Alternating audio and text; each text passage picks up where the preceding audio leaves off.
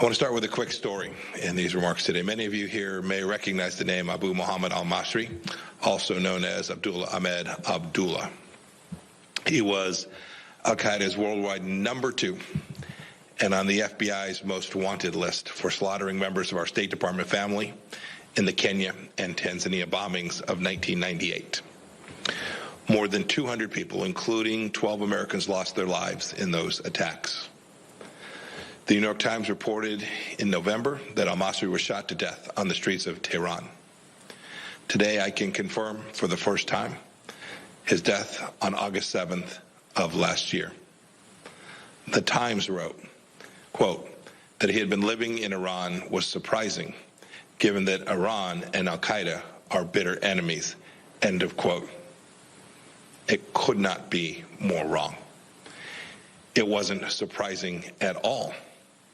And more importantly, they're not enemies. Al-Masri's presence inside Iran points to the reason that we're here today. It's what I want to talk about in these remarks.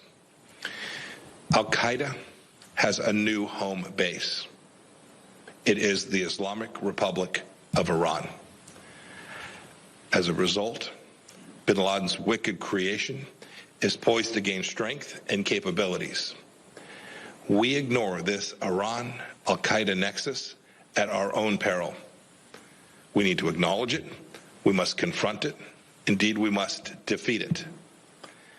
Now, I know this news will come as a surprise to many Americans. We had al-Qaeda on the ropes after 9/11, thanks to sustained efforts of our brave soldiers, intelligence officers, diplomats, NATO allies, many others who worked tirelessly to defend freedom.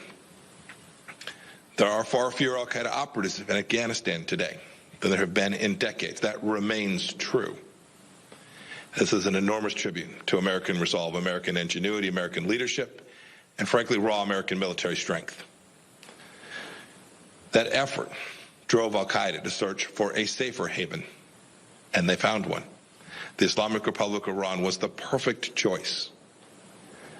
Al-Qaeda has in fact carried on a relationship to Iran for nearly 3 decades, as the 9/11 Commission clearly established. In the early 90s, al-Qaeda operatives traveled to Iran in the Bekaa Valley of Lebanon, the heartland of Hezbollah, for explosives training.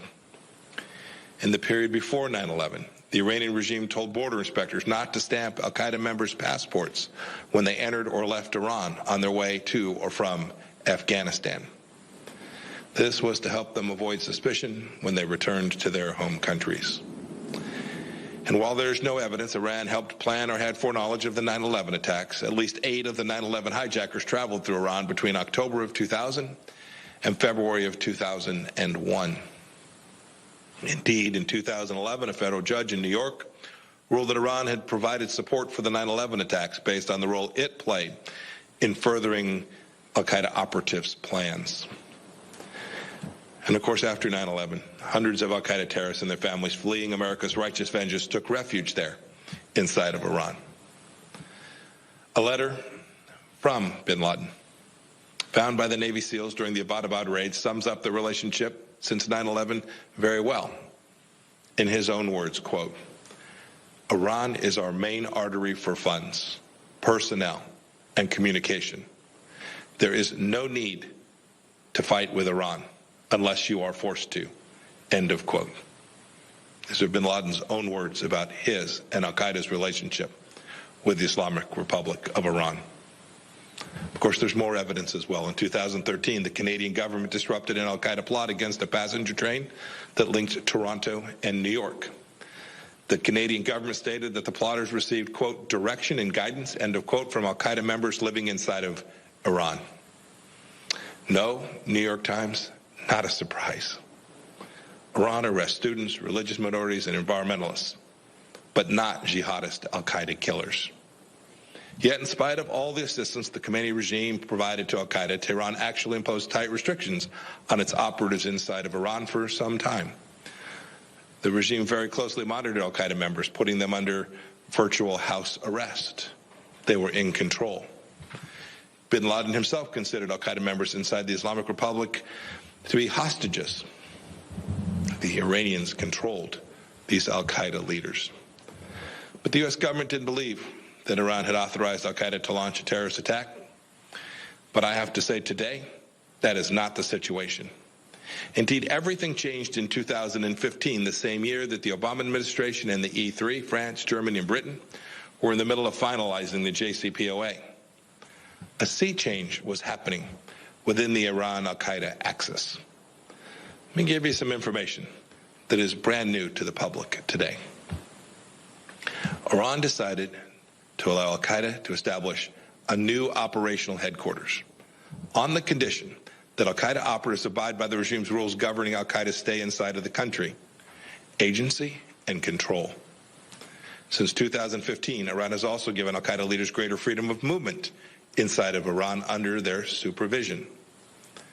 The Iranian Ministry of Intelligence and Security and the IRGC have provided safe havens and logistical support, things like travel documents, ID cards, passports, that enable al-Qaeda activity.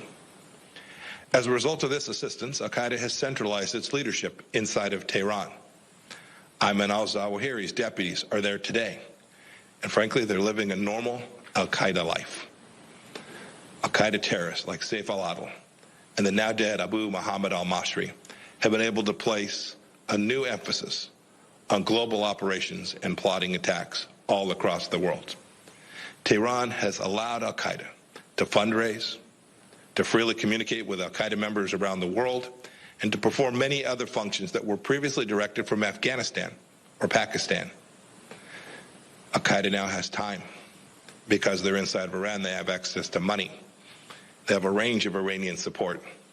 They now have new tools for terror. You now have the world's largest state sponsor of terrorism, the Islamic Republic of Iran, as the home base for al-Qaeda. They are partners in terrorism, partners in hate. This axis poses a grave threat to the security of nations and to the American homeland itself. I would say Iran is indeed the new Afghanistan as the key geographic hub for al-Qaeda. But it's actually worse. Unlike in Afghanistan, when al-Qaeda was hiding in the mountains, al-Qaeda today is operating underneath the hard shell of the Iranian regime's protection. America has far less visibility on al-Qaeda's capabilities and their activities than we did on their activities when they were in Tora Bora or even in the mountainous regions of Pakistan. After 9/11, America was able to unleash our firepower against al-Qaeda in Afghanistan to the point that we no longer need a large military presence in that country. Today, we must use our military force surgically against al-Qaeda operatives in Yemen when necessary. We don't have the same options today because these al-Qaeda thugs are burrowed deep inside of Iran. And if we did have that option, if we chose to do that, there's much greater risk in executing it. The Iran-al-Qaeda axis threatens the progress of the Abraham Accords as well. If al-Qaeda can use terror attacks in the region to blackmail nations from joining the war and peace with Israel, then we risk grinding generational momentum for peace in the Middle East to a halt. We risk limiting the growing number of Middle East nations who will all recognize the threat from Iran.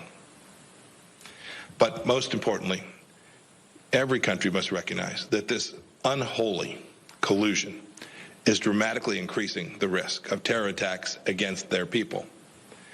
As Iran permits al-Qaeda to communicate freely with exponents of hatred abroad, countries like France become even more vulnerable to al-Qaeda attacks like the despicable Charlie Hebdo massacre.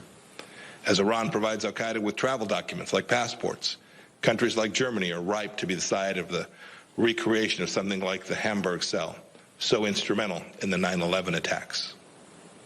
As Iran permits al-Qaeda leaders to travel freely to Syria, one of the world's greatest humanitarian crises will continue to rage on. Impoverished Syrians will keep being lured into becoming jihadists. If Iran permits al-Qaeda leaders to send and receive money from al-Shabaab, Western nations risk a terror attack like pre-9/11 Afghanistan, a base from sprouting up in Somalia. We risk losing control of strategic waterways. And imagine too the destruction that al-Qaeda could carry out if the Iranian regime decided to devote sizable state funds in service of al-Qaeda's goals. Imagine the vulnerability we'd have if Iran gave al-Qaeda access to its satellite networks. This is a terror organization buried deeply inside a nation state with advanced capabilities. Look, there's ample precedent for all of this if you consider the regime's support of Hezbollah, the Houthis, Shia militias in Iraq, and Sunni terror groups like Hamas and the Palestinian Islamic Jihad. Imagine the threat to America. Imagine the threat to Israel, to Saudi Arabia. Imagine, too, the potential to completely upend fragile places with an established al-Qaeda presence like Libya, Yemen, and the Maghreb, or increase turmoil in places like Bangladesh, where al-Qaeda cells have carried out attacks. Imagine that al-Qaeda starts carrying out attacks at Iran's behest, even if the control is not perfect. Who's to say that this isn't the next form of blackmail to pressure countries back into a nuclear deal? You don't have to be a former CIA director to see the Iran-al-Qaeda axis as a massive force for evil all across the world. But the time is now for America and all free nations to crush the Iran-al-Qaeda axis. The Trump administration has actually made progress. Let's not tolerate Iran giving al-Qaeda a second wind. Let's not downplay the danger of Sunni-Shia cooperation in terror. Let's not lie to the American people about Iranian moderation and pretend appeasement will work. 30 years of cooperation shows that Iran and al-Qaeda's divergent theology is no match for its convergent hatred. That's the reality. Here's reality two. Nations have an obligation to sanction entities designated as associated with al-Qaeda under the UN Security Council Resolution 1267. We've exercised American leadership by sanctioning the MOIS and the IRGC. We urge the United Nations and all countries to do the same. Today I'll announce the following actions. Today we'll announce sanctions on Iran-based al-Qaeda leaders Sultan Yusuf Hassan al-Arif and Mohammed Abateh.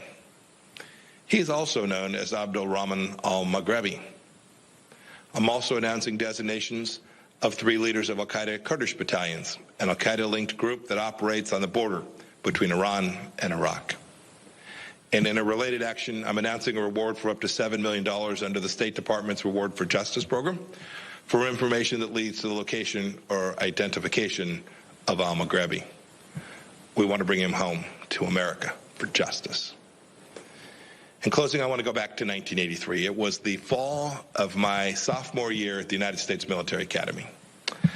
I remember picking up the newspaper to read that a truck packed with explosives had slammed into the U.S. Marine barracks in Beirut, Lebanon, killing 241 American warriors.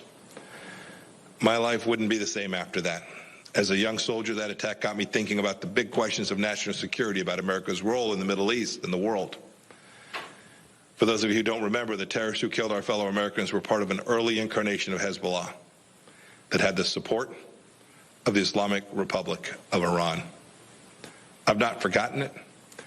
And after 4 years leading the CIA and now the State Department, I'm more clear-eyed than ever about the threat from the al-Qaeda Iran axis. The Islamic Republic of Iran has given a new operational headquarters to the terrorist network with more American blood on its hands than any other. People who are plotting fresh atrocities from Tehran, even as we speak. We can't ignore this truth. And just as we have done with other horrible regimes like the one in China, the Trump administrations will look to this as it is, not as we wish it to be.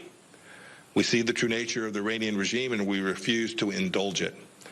We speak the truth about the nature of the Iran-al-Qaeda relationship, and we've taken significant actions to crush it. We urge every country to do the same for the good of their own people and the good of the security, stability, and prosperity of the world. The free world's battle against terrorism will go on. May America always lead in that fight. Thank you. May God bless all of you, and may God bless the United States of America. Thank you.